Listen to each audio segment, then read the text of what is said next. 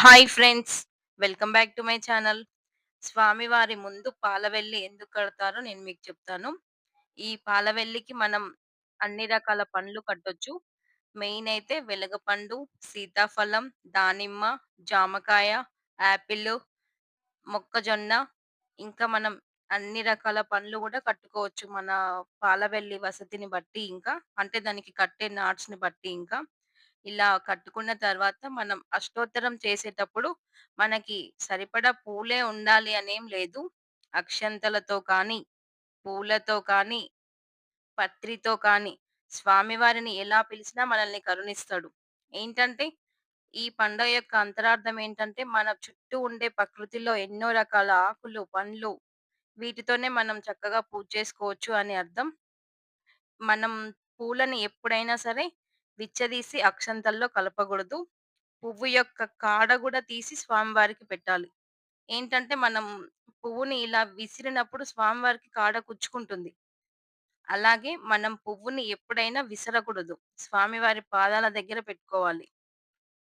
ఇంకా మనం సరిపడా పూలు లేవు అని అస్సలు చింతించాల్సిన అవసరం కూడా లేదు. స్వామివారి పూజ కోసం అష్టోత్తరం చెప్పేటప్పుడు అక్షంతలు కానీ, గరిక కానీ, మన యొక్క పత్రి కానీ ఏవైనా పెట్టుకోవచ్చు. మనకి చుట్టూ జిల్లెడు పూలు గూడా చాలా ఉంటాయి. వాటితో గూడా మనం పూజించొచ్చు. ఇంకా మనం ఉమ్మెత్త పువ్వుతో గూడా స్వామివారిని పూజించుకోవచ్చు. అలాగే కొన్న పూలకే ఫలితం ఎక్కువుంటదని ఎప్పుడూ అనుకోకూడదు.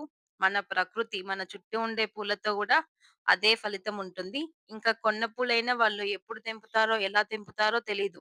అదే మనం తెంచుకున్న పూలైతే మన చేతులతో తెచ్చుకొని స్వయంగా స్వామివారికి పెట్టుకుంటాము. ఇంకా స్వామివారికి ప్రకృతిలో లభించే పుష్పాలని ఎన్నో ఉన్నాయి మనకు తెలియనివి.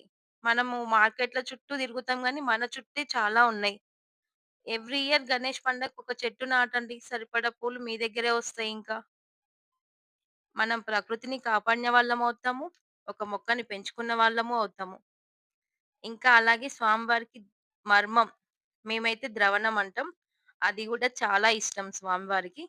అవి గూడా మనం స్వామివారి పత్రిలో ఏసుకోవచ్చు. ఈ వినాయక చవితి యొక్క అంతరార్థం ఏంటంటే, మనం ఎవరింట్లో వాళ్ళు ఎంతో బిజీగా ఉన్నా సరే, ఈ నవరాత్రుల్లో అందరం కలిసే ఉంటాం. ఇదే మన పండగ విశిష్టత. Thank you.